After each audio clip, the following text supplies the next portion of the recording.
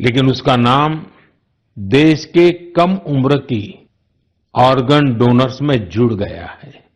साथियों, इन दिनों भारत में ऑर्गन डोनेशन को लेकर जागरूकता लगातार बढ़ रही है।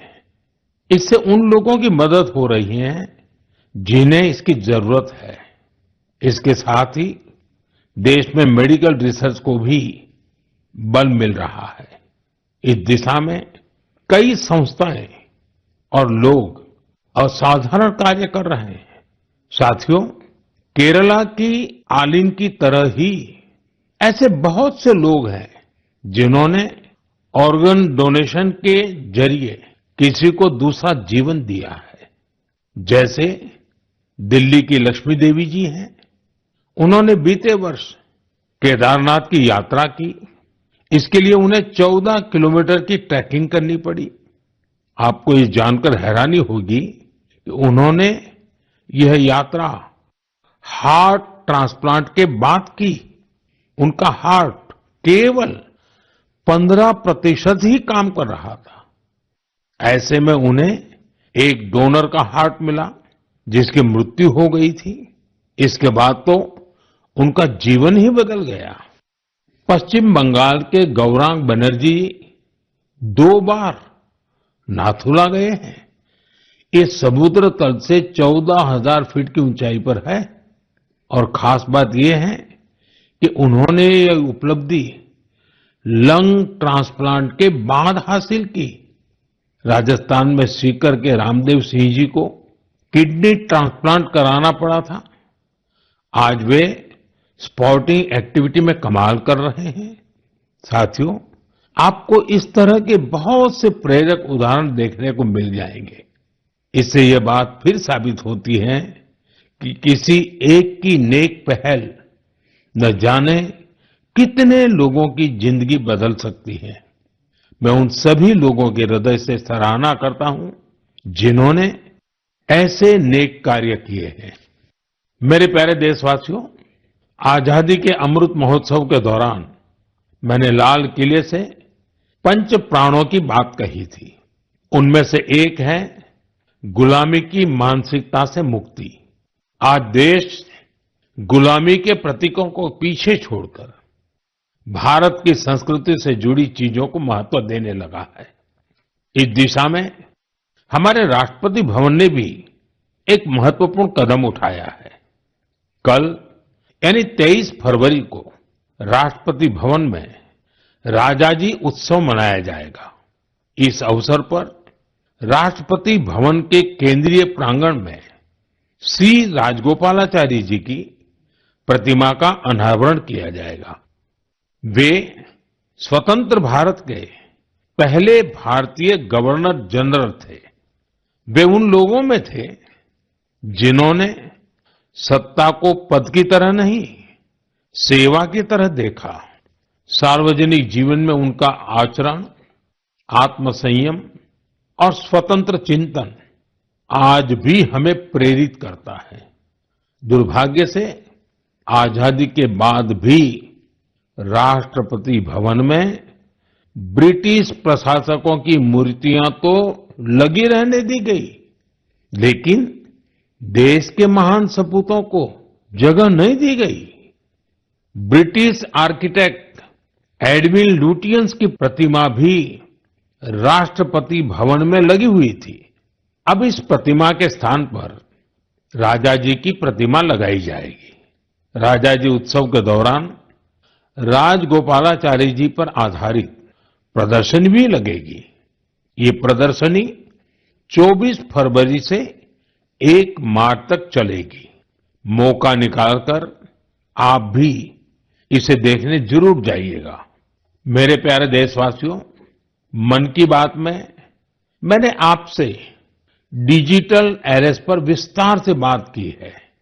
इसके बाद देश में डिजिटल अरेस्ट और डिजिटल फ्रॉड को लेकर हमारे समाज में काफी जागरूकता आई, लेकिन अभी भी हमारे आसपास ऐसी घटनाएं हो रही हैं जो अक्षम्य है। निर्दोष लोगों को डिजिटल अरेस्ट और फाइनेंशियल फ्रॉड का निशाना बनाया जा रहा है। कई बार पता चलता है कि किसी सीनियर सिटीजन की जीवन भर की कमाई ठग ली गई। कभी किसी उन पैसों की ठगी हो जाती है जो उसने बच्चों की फीस जमा करने के लिए बचाए थे। कारोबारियों से धोखाधड़ी की खबरें भी हमें देखने को मिलती हैं। कोई फोन करता है और कहता है, मैं एक बड़ा अधिकारी हूं, आपको कुछ डिटेल्स शेयर करनी होगी। इसके बाद भोले भाले लोग ऐसा ही कर बैठते हैं। इसलिए आपका सतर्क रहना, जागरूक रहना बेहद जरूरी है। साथियों, आप सभी केवाईसी, नो योर कस्टमर, यानी अपने ग्राहक को जाने, इस प्रोसेस को तो जानते ही होंगे। कभी कभी जब आपसे बैंक से केवाईसी अपडेट या री केवाईसी करवाने के मैसेज आते हैं तो मन में सवाल उठता है, मैंने तो पहले ही केवाईसी करवा रखी है, तो ये फिर क्यों? मेरा आपसे आग्रह है, झुंझलाइए नहीं। ये आपके पैसे की सुरक्षा के लिए ही है। हम सभी जानते हैं कि आजकल पेंशन, सब्सिडी, बीमा, यूपीआई सब कुछ बैंक खाते से जुड़ा है। इसी वजह से बैंक समय समय पर री केवाईसी करते हैं ताकि आपका बैंक अकाउंट सुरक्षित रहे। हाँ, इसमें भी आपको एक बात याद रखनी है, जो अपराधी हैं वो फर्जी कॉल करते हैं, एसएमएस और लिंक भेजते हैं। इसलिए हमें सतर्क रहना है और ऐसे धोखेबाजों के झांसे में नहीं आना है। केवाईसी या री केवाईसी केवल अपने बैंक की शाखा या आधिकारिक ऐप और ऑथोराइज मीडियम से ही कराएं। ओटीपी, आधार नंबर या बैंक खाते संबंधी जानकारी किसी को भी न दें। और सबसे अहम बात, अपने पासवर्ड को समय समय पर जरूर बदलते रहें। जैसे हर मौसम के साथ खान पान बदल जाता है, पहनावा भी बदल जाता है, वैसे ही नियम बना लीजिए कि हर कुछ दिन में आपको अपना पासवर्ड भी बदल लेना है। साथियों, हाल ही में भारतीय रिजर्व बैंक ने इन्हीं विषयों पर वित्तीय साक्षरता सप्ताह का आयोजन किया था। वित्तीय साक्षरता का ये अभियान अब पूरे वर्ष जारी रहेगा। इसलिए भारतीय रिजर्व बैंक के मैसेज का ध्यान रखें और अपनी केवाईसी अपडेटेड रखें। याद रखिए, सही केवाईसी, समय पर री केवाईसी, करे खाता सुरक्षित, बने सशक्त नागरिक, क्योंकि सशक्त नागरिकों से ही बनता है मजबूत और आत्मनिर्भर भारत।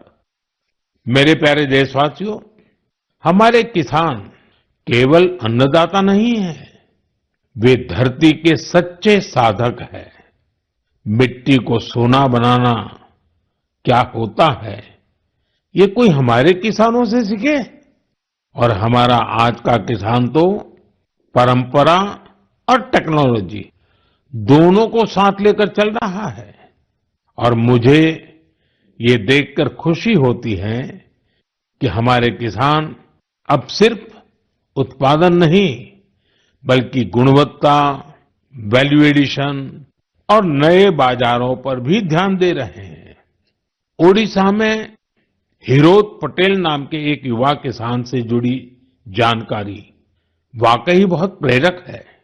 करीब 8 साल पहले तक वे अपने पिता शिवशंकर पटेल के साथ पारंपरिक ढंग से धान की खेती करते थे, लेकिन उन्होंने खेती को नए नजरिए से देखना शुरू किया।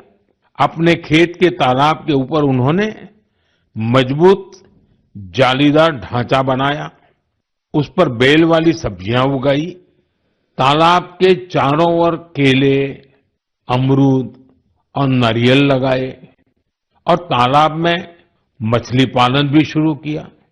यानी एक ही जगह पारंपरिक खेती भी हो रही है, सब्जी भी, फल भी, मछली भी। इससे जमीन का बेहतर उपयोग हुआ, पानी की बचत हुई और अतिरिक्त आमदनी भी मिली। आज दूर दूर से किसान उनका मॉडल देखने आते हैं। साथियों, केरला के त्रिशूर जिले में एक गांव ऐसा है जहां एक ही खेत में 570 तरह की धान की किस्में लगाई जाती हैं। इसमें स्थानीय किस्में भी हैं, हर्बल किस्में भी हैं और दूसरे राज्यों से लाई गई प्रजातियां भी हैं।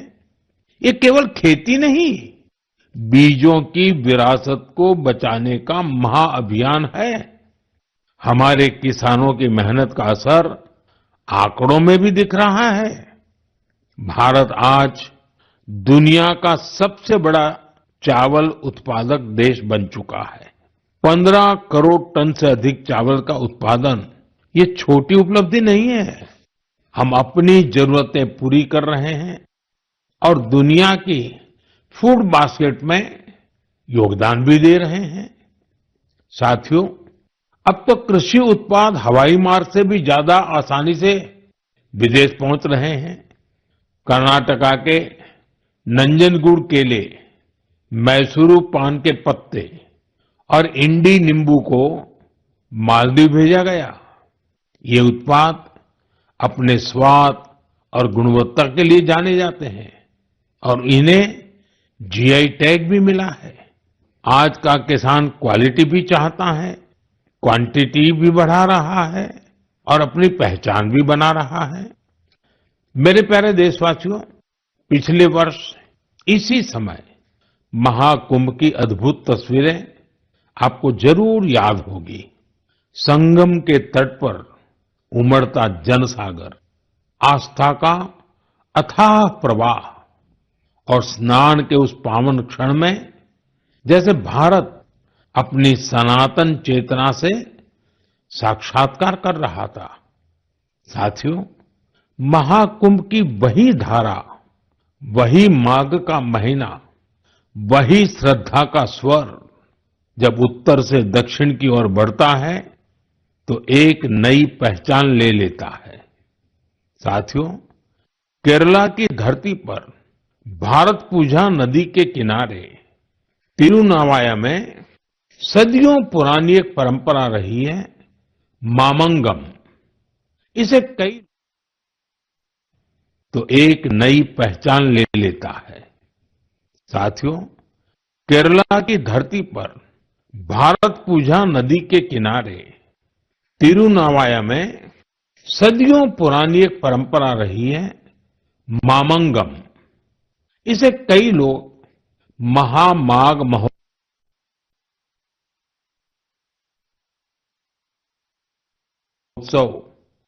या केरला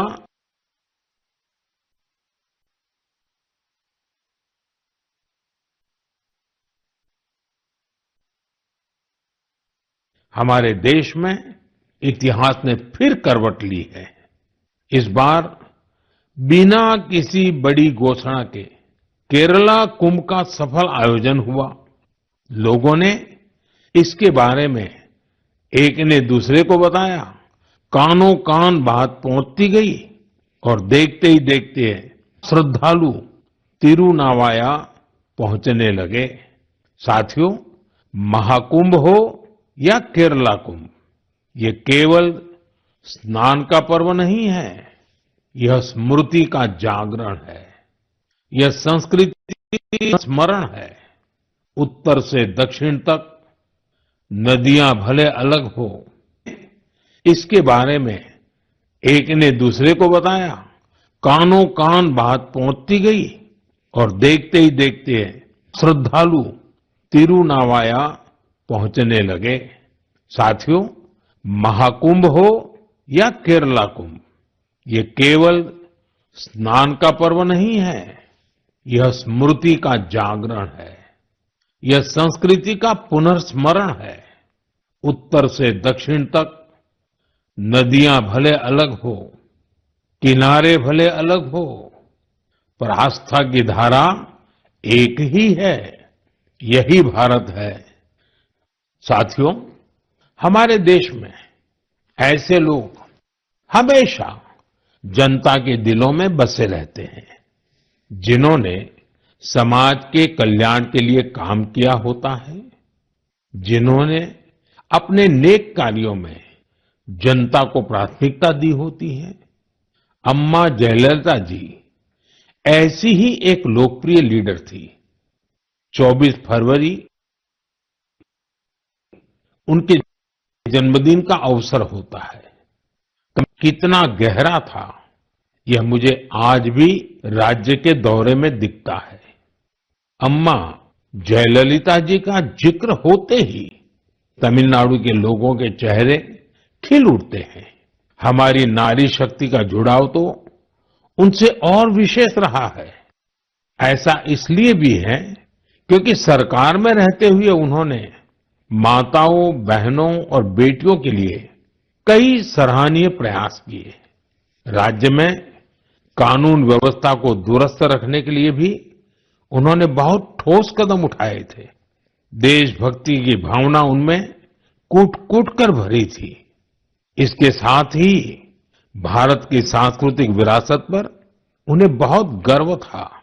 अम्मा जयललिता जी के साथ हुई हर मुलाकात, हर प्रकार की बातचीत मेरे मन में आज भी ताजा है। वे गुजरात में 2002 और 2012 में हुए मेरे 2 शपथ ग्रहण समारोह में भी शामिल हुई थी, जब हम दोनों अपने अपने राज्य में मुख्यमंत्री थे। तब गुड गवर्नेंस जैसे विषयों पर अक्सर हमारे बीच बातचीत होती रहती थी। उनकी सोच बिल्कुल स्पष्ट थी और विचार बेहद सुलझे हुए। यह उनकी एक बड़ी खासियत थी। कई वर्ष पहले उन्होंने पोंगल के पावन अवसर पर मुझे लंच के लिए चेन्नई आमंत्रित किया था। स्नेह से भरा उनका वो भाव मेरे लिए अविस्मरणीय रहेगा। एक बार फिर मैं उन्हें विनम्र श्रद्धांजलि अर्पित करता हूं। जयललिता अवरगड़क ये निनयवांजलिगल समुदायத்திற்கு அவர் அற்றிய சேவை என்றும் நினைவில் இருக்கும்। मेरे प्यारे देशवासियों, अब मैं बात करूंगा अपने प्यारे छोटे होनहार बच्चों से, उन बच्चों से जिनका इस समय एग्जाम चल रहा है। मुझे उम्मीद है आपने इस महीने की शुरुआत में परीक्षा पे चर्चा देखी होगी और आपको उससे कुछ सीखने को भी मिला होगा। लेकिन मैं फिर भी पूछूंगा, पढ़ाई की ज्यादा टेंशन तो नहीं ले रहे हैं ना आप? मेरे प्यारे बच्चों, आप तो एग्जाम वॉरियर है। मुझे विश्वास है आप सभी पूरे मन से इम्तिहान की तैयारियों में लगे होंगे। हाँ, ऐसे समय में मन में थोड़ी शंका आना भी स्वाभाविक है। कभी लगता है सब याद रहेगा या नहीं रहेगा, कभी लगता है समय कम तो नहीं पड़ जाएगा ना। ये भाव हर पीढ़ी के बच्चों ने महसूस किए हैं। आप अकेले नहीं हैं। आप याद रखिए, आपका मूल्य आपकी मार्कशीट से तय नहीं होता। इसलिए खुद पर भरोसा रखिए। जो पढ़ा है उसे पूरे मन से लिखिए और जो नहीं आया उस एक सवाल को अपने मन पर हावी मत होने दीजिए। और एक बात, अपने माता पिता बात करते रहिए। वे आपके नंबरों से नहीं, आपके प्रयास से आपकी पहचान करते हैं। वो आपकी मेहनत से खुश रहते हैं। मुझे पूरा भरोसा है कि आप परीक्षा में भी सफल होंगे और अपने जीवन में भी ऊंचाई प्राप्त करेंगे। साथियों, इन दिनों रमजान चल रहा है। मैं इस पवित्र महीने के लिए सभी को शुभकामनाएं देता हूं। कुछ ही दिनों बाद होली का पर्व भी आ रहा है, यानी रंग, गुलाल और हंसी खुशी से भरा समय दस्तक देने वाला है। आप सभी अपने परिवार और अपनों के साथ खुशी के साथ सारे त्योहार मनाएं। और हां, कुछ मंत्र हमेशा याद रखें, जैसे वोकल फॉर लोकल। हमारे होली के त्योहारों में या अन्य कोई भी त्योहार में अनेक ऐसे साजो सामान घुस गए हैं जो विदेशी हैं। इन्हें त्योहारों से दूर रखिए, होली से भी दूर रखिए, स्वदेशी अपनाइए। जब आप स्वदेशी खरीदते हैं तो देश को आत्मनिर्भर बनाने के अभियान में भी मदद करते हैं। साथियों, मुझे हर महीने मन की बात के लिए आपके ढेरों सुझाव मिलते हैं। आपके भेजे गए संदेशों से हमें देश के कोने कोने में छिपी अद्भुत प्रतिभाओं के बारे में पता चलता है। निजी स्वार्थ से उठकर समाज के लिए कुछ करने की अनेक प्रेरणादायी गाथाएं आपके माध्यम से देश भर के लोगों तक पहुंची हैं। आप ऐसे ही अपने प्रयास जारी रखें। मुझे आपके संदेशों का इंतजार रहेगा। मैं एक बार फिर आपको और आपके परिवार को आने वाले त्योहारों की अनेक अनेक शुभकामनाएं देता हूं। बहुत बहुत धन्यवाद। नमस्कार।